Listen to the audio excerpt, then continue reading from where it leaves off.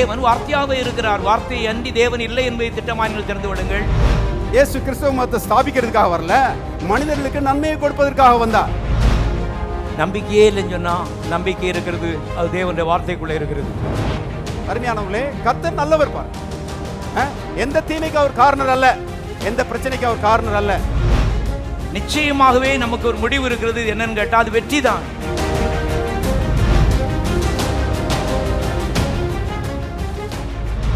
ஏசாயாவின் புத்தகம் 7ஆம் அதிகாரம் 14வது வசனம். ஆதலால் ஆண்டவர் தாமே உங்களுக்கு ஒரு அடையாளத்தை கொடுப்பார். இதோ ஒரு கன்னிகை கர்ப்பவதியாகி ஒரு குமாரனை பெறுவாள், அவருக்கு இம்மானுவேல் என்று பெயரிடுவார்கள். கன்னிகை கர்ப்பவதியானத கிறிஸ்துவுக்கு முன்னாலேயும் ஒருத்தரும் கேள்விப்பட்டது கிடையாது, கிறிஸ்துவுக்கு பின்னாலேயும் ஒருத்தரும் கேள்விப்பட்டது கிடையாது. நாம் கேள்விப்படுறோம். எங்கேருந்து கேள்விப்படுறோம்னா அந்த ஜீவ புஸ்தகத்திலிருந்து என்ன செய்கிறோம்? கேள்விப்படுகிறோம். தேவனாலே எல்லாம் கூடும். இதுதான் அவதாரம் சொல்கிறாங்க. அவதாரத்தை நம்புற இல்லையா? ஆமாம். ஒருத்தர் ரெண்டாவது கேட்டார், அவதாரங்கள் நம்புறீங்களா? அவதாரங்களை நாங்கள் நம்பவில்லை, அவதாரத்தை நாங்கள் நம்புகிறோம். ஒரு அவதாரம் தான் உண்டு, அவருடைய பெயர் சத்தமா சொல்லுவோம், சத்தமா சொல்லுங்கள். அவர் 2000 ஆண்டுகளுக்கு முன்பாக கன்னி வயிற்றில் அருமையானவர்களே பிறந்தார். நோக்கம் என்ன தெரியுமா? விசுவாசிகள் சில காரியங்களை படித்து வைத்திருக்க வேண்டியது அவசியமாக இருக்கிறது. தேவ ரத்தத்தை சுமந்துட்டு வரணும். எல்லாம் சொல்லுங்க, தேவ ரத்தத்தை சுமந்துட்டு வரணும். கோடி மக்கள் இருந்தார்கள், ஆனால் ஒரு மனுஷன் அன்றைக்கு தேவ ரத்தத்தை சுமந்து கொண்டு வந்தார். பாருங்க, பிறக்கும் போதே ஏரோது கொன்னு பொண்ணுன்னு சொல்லி தீர்மானம் பண்ணிட்டான். கள்ளத்தனமாக கூப்பிடுறான். அந்த கிழக்கு தேசத்து சாஸ்திரிகள் இருக்காங்களே, அவங்க நட்சத்திரத்தை விட்டு ராஜா விட்டு போயிட்டானுங்க. அங்கே போய் யூதருக்கு ராஜாவா பிறக்க போகிறவர் எங்கன்னு கேட்க அவன்கிட்ட. அவன் பார்த்தா நமக்கு போட்டியாக ஒருத்தன் வரானா அப்படின்னு சொல்லி எப்படியாவது க்ளோஸ் பண்ணி முடிஞ்சு சொல்லி, நீங்கள் போய் நல்லா வர்ஷிப் பண்ணுங்க, பணிந்து கொள்ளுங்க. பணிந்து கொண்டதுக்கு அப்புறம் கரெக்டாக விலாசத்தை என்கிட்ட இருந்து சொல்லிட்டு போங்கன்னா கர்த்தர் தூதனை அனுப்பி அவங்கள வேற வழியாக நினைச்சிட்டாரு, அனுப்பி விட்டுட்டாரு. இப்போ ஏரோதுக்கு சொல்ல முடியாத கோபம். ஆக பெத்லகேமை சுற்றி 2 வயசுக்கு கீழே இருக்க ஆயிரக்கணக்கான குழந்தைகளை கொண்டு விட்டான். அதுக்கு முன்னாடி இங்கே பார்த்தீங்கன்னு சொன்னால் தேவதூதன் வந்து யோசேப்பிட்டு சொல்கிறான், ராவோடு ராவா பிள்ளையை தூக்கிட்டு எகிப்துக்கு என்ன செய்ய ஓடு. அருமையானே யோசித்து பாருங்க, ராத்திரியே ஓடிட்டான்னு போட்டிருக்கு. அதனால குழந்தை இயேசு தப்பித்து கொண்டார், மற்ற குழந்தையெல்லாம் செத்து போச்சு. ஐயோ பாவம், நான் யோசித்து பார்க்கேன்.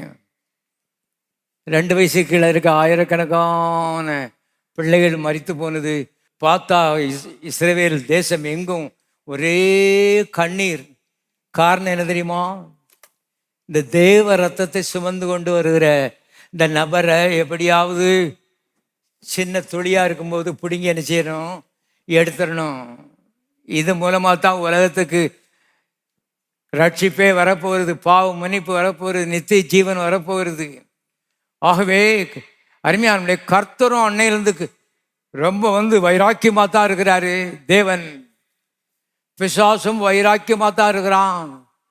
சின்ன வயசு குழந்தை போய் யாராவது கொல்லணும்னு யோசிப்பாங்களான்னு யோசிப்பாரு. கொலைகாரனை கூட பாருங்க, அவனையும் இவனையும் குத்துவான். ஆனால் குழந்தைய போய் கொல்றதுன்னு சொல்றது ரொம்ப ரேரு. அருமையான யோசிச்சு பாருங்க, சாத்தான் மகா பெரிய ஒரு கொலைகாரன். இயேசுவை குழந்தையிலேயே தீர்த்துக்கிட்டுன்னு யோசித்தான். கர்த்தர் அருமையானே வளர்ந்தார். வளர்ந்து அவர் எதற்காக இந்த உலகத்துக்கு வந்தாரோ அதை செய்து முடித்தார், ஜெயித்தார். ஜெயித்து விட்டு இன்றைக்கு வலது வாசலில் நமக்காக என்ன செய்கிறார்? பரிந்து பேசி கொண்டிருக்கிறார். கவனியுங்கள், இது எல்லாவற்றின் மத்தியிலும் ரொம்ப முக்கியமானது இந்த கன்னி பிறப்பு தான். ஏண்டா ஒரு கன்னிக்கு குழந்தை பிறக்குன்னு சொன்னா இது அபூர்வமான ஒரு காரியம். ஆகவே அப்போஸ்தலனாகிய பவுல் சொல்றாரு, தேவன் மாம்சத்தில் வெளிப்பட்டார், இது ஒரு ரகசியம்னு சொல்றாரு.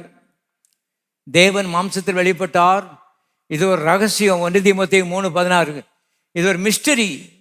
இது வரைக்கும் எனக்கே அதுக்கு சரியா விளக்கம் தெரியலன்னு சொல்லி சொல்றான். ஏன்னா இன்னைக்கு ஒரு மனுஷன் ஒரு எறும்பா பிறக்கிற காட்டணும், அதை விட ரொம்ப கஷ்டம் தேவன் மாம்சத்தில் பிறக்கிறது. இதெல்லாம் சிந்தித்து இருக்கிறீங்களா? இதெல்லாம் சிந்திக்கணும்.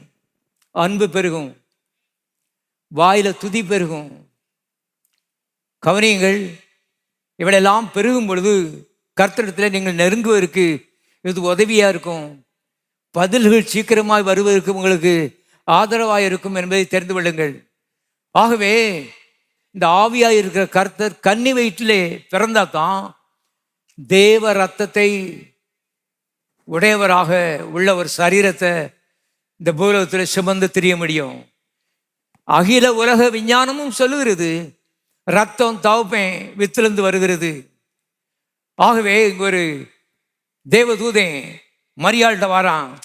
வாசிப்போம், லூக்கா சுவிசேஷம் 1ஆம் அதிகாரம் 27ஆம் வசனம். தாவீதின் வம்சத்தானாகிய யோசேப்பு என்கிற நாமம் உள்ள புருஷனுக்கு நியமிக்கப்பட்டிருந்த ஒரு கன்னிகை என்னிடத்திற்கு தேவனாலே அனுப்பப்பட்டான். அந்த கன்னியின் பேர் மரியாள். இப்ப 30ஆம் வசனம். தேவதூதன் அவளை நோக்கி, மரியாளே பயப்படாதே, நீ தேவனிடத்தில் கிருபை பெற்றாய். இதோ நீ கர்ப்பவதியாய் ஒரு குமாரனை பெறுவாய், அவருக்கு இயேசு என்று பெயரிடுவாயாக. இப்போ அவ கேட்க, அதற்கு மரியாள் தேவதூதனை நோக்கி, இது எப்படி ஆகும், புருஷனை அறியேனே என்றாள். தேவதூதன் அவளுக்கு பிரயுத்தரமாக, பரிசுத்த ஆவி உன்மேல் வரும், உன்னதமானவருடைய பலம் உன்மேல் நிழலிடும், ஆதலால் உன்னிடத்தில் பிறக்கும் பரிசுத்தம் உள்ளது. எல்லாரும் சத்தம் வாசிப்போம். தேவனுடைய குமாரன் எனப்படும். ரத்தம் தவப்பேன் வித்திலிருந்து வருது. பாருங்க, இங்க மரியாள் வயிற்றிலே தேவனுடைய வித்து விழுந்தது. தேவனுடைய வார்த்தை, தேவனுடைய வித்து, தேவனுடைய பலம் விழுந்தது. வேதத்தில் அழகாக எழுதப்பட்டிருக்கிறது. லூக்கா சுவிசேஷம் 13ஆம் அதிகாரத்தில் எழுதப்பட்டிருக்கிறது. அவருக்கு ஞானஸ்நானம் எடுக்கும் பொழுது வயது கிட்டத்தட்ட 30. அவர் யோசேப்பின் குமாரன் என்று எண்ணப்பட்டார். அருமையாக எழுதி வச்சிருக்கிறார் ஆவியானவர். யோசேப்பின் குமாரன் என்று எண்ணப்பட்டார். யோசேப்பின் குமாரன் கிடையாது. யோசேப்பின் குமாரன் சொன்னா நம்மள மாதிரி தான், பாவ ரத்தம். கவனிங்க, அது நித்திய ஜீவனை கொண்டு வராது.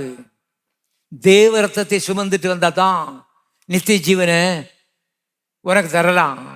தேவ ரத்தத்தை கடைசி சொட்டு சிந்தி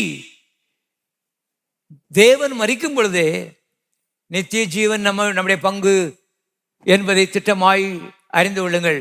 இதெல்லாம் எப்படி கிடைச்சிருக்கு என்பதை குறித்த ஒரு அறிவு வரும் பொழுது அன்பு பெருக ஆரம்பிக்கும். நித்திய ஜீவன்கிறது சும்மா அப்படியே கடையில் போய் பெட்டி கடையில் போய் கடல் மிட்டா வாங்குற மாதிரி வாங்கிட்டு வந்துட முடியாது. பாவ அறிக்கையும் வேற எதுவும், உங்களுடைய நீண்ட ஜெபமும் உங்களுடைய பிரதிஷ்டையும் உங்களுடைய பரிசுத்த வாழ்க்கையும் எதுவுமே நித்திய ஜீவனை உங்களுக்கு பெற்றுத்தர முடியாது. நித்திய ஜீவன் இல்லைன்னு சொன்னா நரகம்தான். ஆகவே ஒவ்வொரு நாளும் யோசிக்கணும், ஆண்டவரே உமக்கு நன்றி, நரகத்துக்கு போயிருந்த என்ன பரலோகத்துக்கு கொண்டு போக போறீரு, நித்தியமாய் உம்மோடு கூட வாழ போகிறேன். அதற்கு காரணம் உங்களுடைய கடைசி சொட்டு ரத்தம் கல்வாரியிலே என்ன செய்யப்பட்டது, சிந்தப்பட்டது. யோவான் சுவிசேஷத்தை படித்து பார்த்தீங்கன்னா பாருங்க, சிலுவையிலே தொங்குகிறவர்கள் சீக்கிரம் சாக மாட்டாங்களாம். அதனால காலை ஒடிச்சு அவங்களை சாகடிக்கிறது இந்த போர்ச்சேவர்களுடைய ஒரு வழக்கமாக இருந்தது. கடப்பாறை தூக்கிட்டு வந்தாங்க காலை உடைக்கிறதுக்கு. இங்கே இயேசுவுக்கு வலது பக்கமும் இடது பக்கமும் தொங்குற கள்ளன் 2 பேரும் உயிரோடு இருந்தான். 2 பேர் காலையும் ஒடிச்சிட்டானுங்க. மத்தியில் வந்து பார்த்தா இவர் மரித்து போனார். பிலாத்து கூட ஆச்சரியப்பட்டான், இவ்வளவு சீக்கிரம் மரித்து போனாரான்னு சொல்லி பாருங்க. அவர் மரித்து போனதுனால காலை ஒடிக்கல. ஆனா போர்ச்சேவன் ஒருவன் ஈட்டியினாலே விழாவில் குத்துனான். கொஞ்சம் தண்ணீரும் கொஞ்சம் ரத்தமும் கலந்து வந்தது. அர்த்தம் என்ன தெரியுமா? கடைசி சொட்டு ரத்தம் உனக்காக நாம் நித்திய ஜீவனை பெற்றுக்கொள்வதற்காக கல்வாரியில் என்ன செய்யப்பட்டது? சிந்தப்பட்டது. அதன் விளைவு தான் இன்றைக்கு நமக்கு நித்திய ஜீவன் இலவசமாக என்ன செய்யப்பட்டிருக்கிறது? கொடுக்கப்பட்டிருக்கிறது என்பதை தெரிந்து கொள்ளுங்கள். அறிவு ஒன்றான மெய்த்தேவனாகிய உம்மையும் நீர் அனுப்பின நம்முடைய குமாரனாகிய இயேசு கிறிஸ்துவையும் அறிவதே நித்திய ஜீவன். ஆகவே இந்த இயேசுவை குறித்த ஒரு அறிவு நமக்குள்ள இந்த நாட்களிலே பெருகும்படி கர்த்தருடைய ஆவியானவர் விரும்புகிறார். ஆகவே கர்த்தர் 33 வயசுல கடைசி சொட்டு ரத்தத்தை எந்த புருஷன் இந்த மாதிரி சிந்தி இருக்கான்? எந்த தகப்பன் இந்த மாதிரி சிந்தி இருக்கிறான்? எந்த போதகன் இந்த மாதிரி சிந்தி இருக்கிறான்? உட்கார்ந்து யோசித்து பார்த்துருக்கீங்களா? ஆண்டவரே உமக்கு நன்றி. எல்லாரும் கரங்களை உயர்த்தி கர்த்தரை ஸ்தோத்திரிப்போம். கடைசி சொட்டு ரத்தம், ஒரு சொட்டு ரத்தம் இருந்துச்சுன்னா மரிக்கல. பாவத்தின் சம்பளம் மரணம்னு போட்டிருக்கு. ஒரு மரிக்கல, உயிர் இன்னும் கிடக்கு கொஞ்சம் போல. ஆகவே இந்த உலகத்திற்கு மனிதனுக்கு நித்திய ஜீவனை கொடுப்பதற்காக நான் மரித்தேன் என்பதை நிரூபித்து காட்டுவதற்காக இயேசு இந்த ஈட்டியை வச்சு குத்துறதுக்கு அவனுக்கு அனுமதி கொடுத்தார் என்பதை தெரிந்து கொள்ளுங்கள். ஈட்டி வச்சு சிலுவையில் அறையப்பட்ட எவனையுமே குத்துனது இல்லையா? இந்த ஒரு நபர் தான். அது ஒரு நோக்கத்தோடு அவன் குத்துனான். கர்த்தர் அனுமதி கொடுத்தார். ஏன் தெரியுமா? எனக்கு நித்திய ஜீவனை தருவதற்காக, எனக்கு நீண்ட வாழ்வை தருவதற்காக, எனக்கு பரலோகத்தில் ஒரு இடத்தை தருவதற்காக கர்த்தர் கடைசி சொட்டு ரத்தத்தை எனக்காக நினைச்சிருக்கிறார். சிலுவையிலே சிந்திருக்கிறார். இவருக்காக ஆத்மாதாயம் செய்யாமல் எப்படி இருக்க முடியும்? ஓடி ஓடி உழைக்கிறீல, ஓடி ஓடி ஆத்மாதாயம் பண்றீல, எதுக்கு? எனக்காக அவர் முந்தி அன்பு கூர்ந்தார் என்னிடத்துல. நான் பிந்தி கொஞ்சம் அவரிடத்துல என்ன செய்யணும்? கண்டிப்பாக அன்பு கூற வேண்டும். பாருங்க அருமையான இந்த சபை நான் 3 பேரை வச்சு ஆரம்பித்தேன். 3 பேரை வைத்து ஆரம்பித்தேன். உங்களுக்கு தெரியுறதுக்கு நான் சொல்கிறேன். பெருக்கம், விரிவாக்கம் இவைகள் என்னுடைய வாழ்க்கையின் லட்சியமாக இருந்தது. எங்களுக்கு ஒரு பொம்பளை பிள்ளை தான். அது ஸ்கூலில் கொண்டு விட்டுருவோம். அது சாயங்காலம் 4 மணிக்கு கிளாஸ் முடியும். நாங்கள் விசிட்டிங் போயிடுவோம். விசிட்டிங் போனோம்னா சரியாக 4:30 மணிக்கு வருவோம். பிள்ளைய ஸ்கூல்லேருந்து எடுத்துக்கிட்டு வீட்டுக்கு வருவோம். மத்தியானம் சாப்பாடு எத்தனையோ மாதங்கள், எத்தனையோ வருடங்கள் கிடையாது. நாங்கள் செய்திருக்கிறதெல்லாம் சொல்ல போனால் புஸ்தகமே எழுதலாம். ஒரு அம்மா சொன்னாங்க, ஒரு சின்ன புஸ்தகம் எழுதுங்க ஐயா இந்த ஊழியத்தை பற்றின்னு. அருமையான பிள்ளை, கஷ்டப்படாமல் ஒரு காரியம் என்ன செய்யாது? நடக்காது. இன்றைக்கு ஆயிரக்கணக்கான மக்கள் இன்றைக்கு சபையிலே இருக்கிறார்கள்.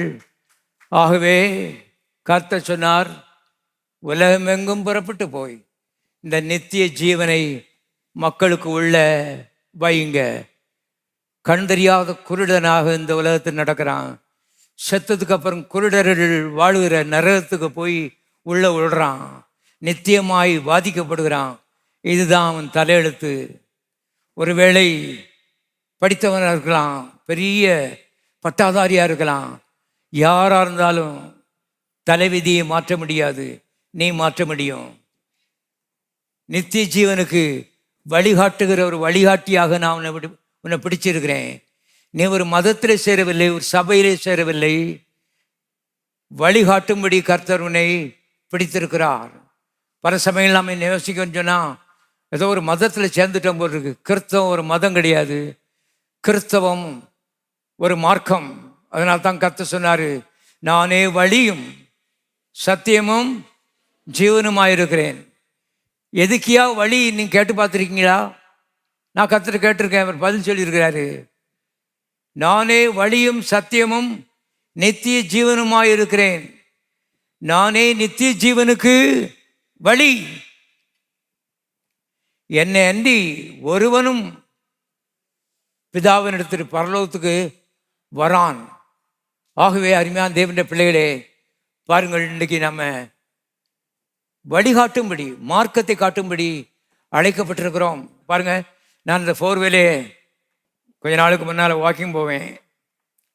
ஒரு நாள் போயிட்டு இருக்கும்போது ஒரு விலகுன கார் வேகமாக வந்து பிரேக் பிடிச்சிட்டு அதிசயம் தீம் பார்க்குக்கு நீ இன்னும் எத்தனை கிலோமீட்டர் போகணுன்னு கேட்டேன்.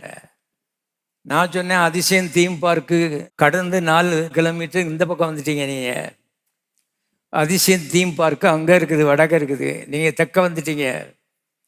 அப்படியே போய் ஒரு யூ டர்ன் போட்டு போங்கன்னு சொல்லி லொக்கேஷன் அருமையான்னு சொல்லி கொடுத்தேன்.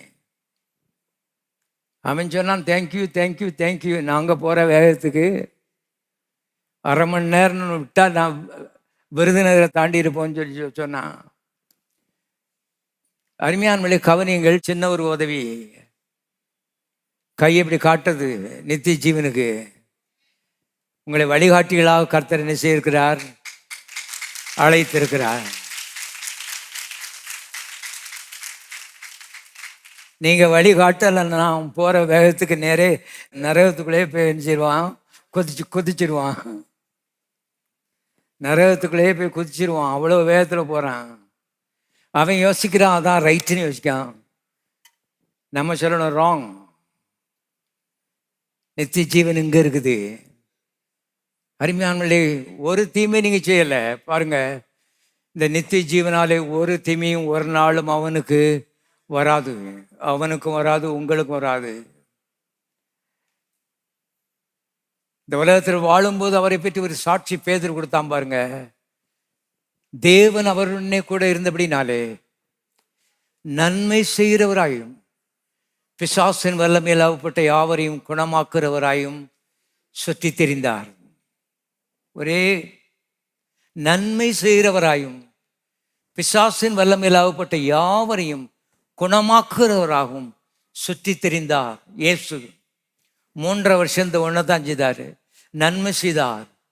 ஒருவருக்கு வியாதியை கொடுக்கல, ஒரு குடும்பத்தை கெடுக்கல, ஒருவருக்கு தீமை செய்யல. அருமையானவர்களே, இந்த இயேசுவை அறிமுகப்படுத்துவ போல ஒரு பெருமை வேற எதுவுமே கிடையாது என்பதை தெரிந்து கொள்ளுங்கள். எல்லாரும் கரங்கள்.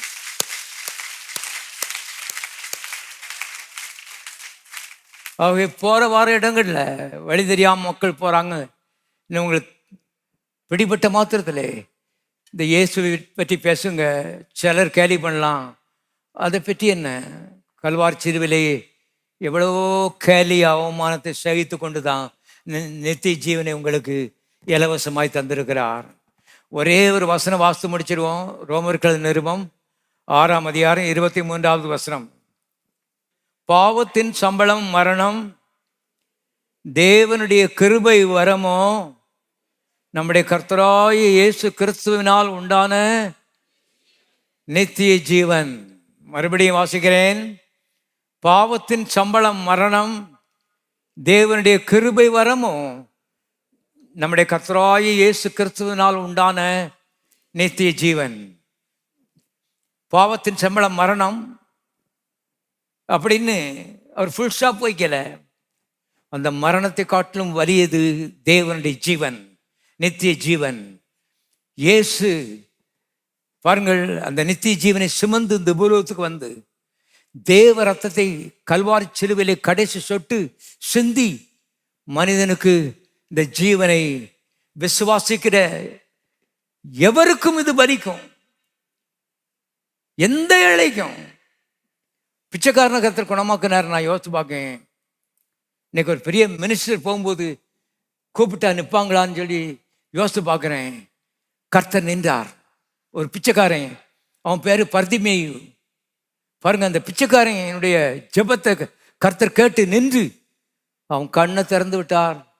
தேவனை மகிமைப்படுத்தி கொண்டே பின்னால போனான் போட்டிருக்கு.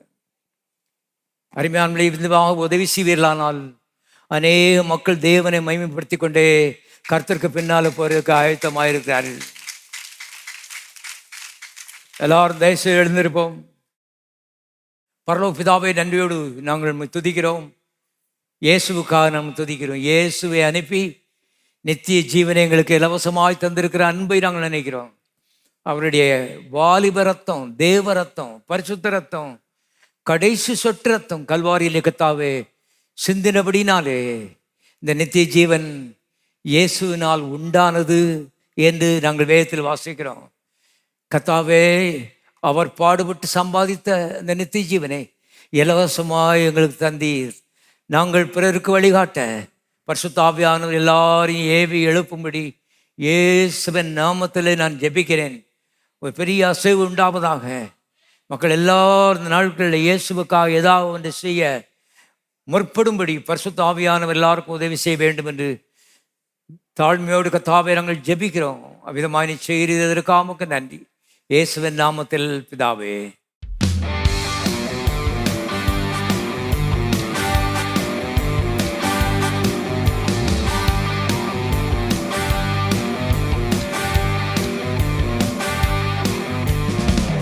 கிருபை மேலானதே, கிருபை மேலானதே, கிருபை மேலானதே, உன் கிருபை மேலானதே, கிருபை மேலானதே. எல்லாரும் கிருபை மேலானதே, கிருபை மேலானதே, உன் கிருபை மேலானதே.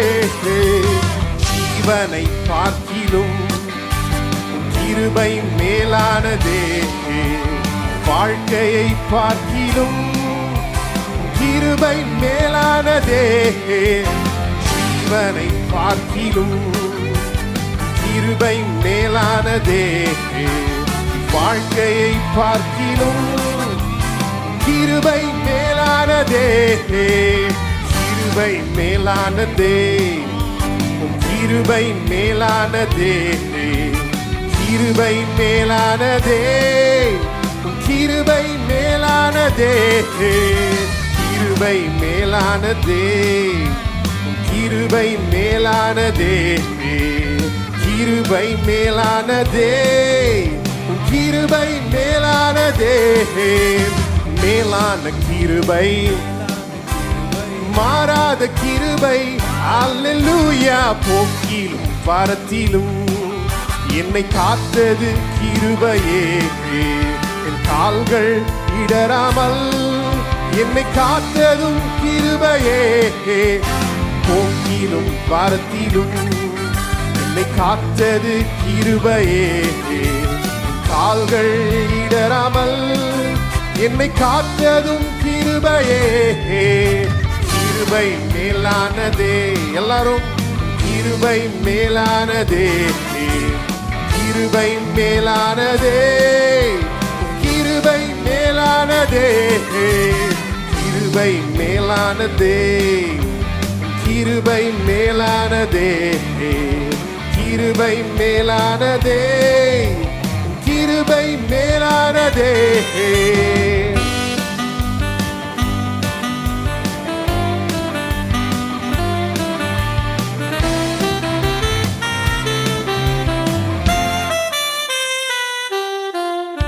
கல்வின நேரங்களில் கிருபை பலனானதே, சோர்வுற்ற வேளைகளில் கிருபை என்னை தாங்கிற்றே. பலவீன நேரங்களில் கிருபையின் பலனானதே, சோர்வுற்ற வேளைகளில் கிருபை என்னை தாங்கிற்றே. கிருபை மேலானதே, கிருபை மேலானதே, கிருபை மேலானதே, கிருபை மேலானதே, கிருபை மேலானதே, கிருபை மேலானதே, கிருபை மேலானதே, கிருபை மேலானதே.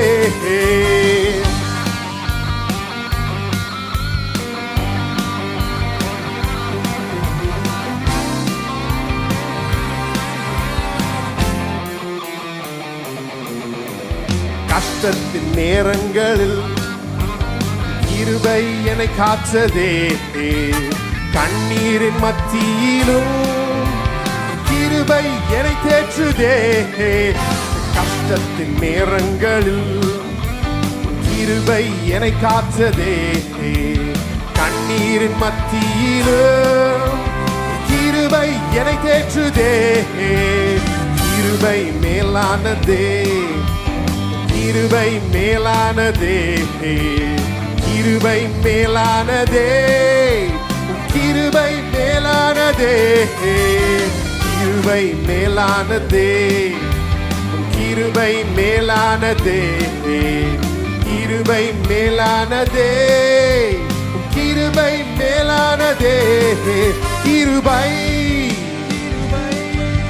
கிருபை கிருபை கிருபை கிருபை எல்லாரும் கிருபை கிருபை கிருபை கிருபை கிருபை கிருபை கிருபை கிருபை கிருபை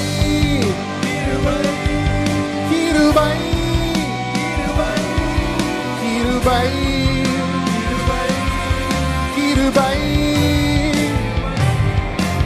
கிருபை மேலானதே, கிருபை மேலானதே, கிருபை மேலானதே, கிருபை மேலானதே, கிருபை மேலானதே, கிருபை மேலானதே, கிருபை மேலானதே. கடைசியாக ஒரு முறை கிருபை மேலானதே, கிருபை மேலானதே, கிருபை மேலானதே, கிருபை மேலானதே.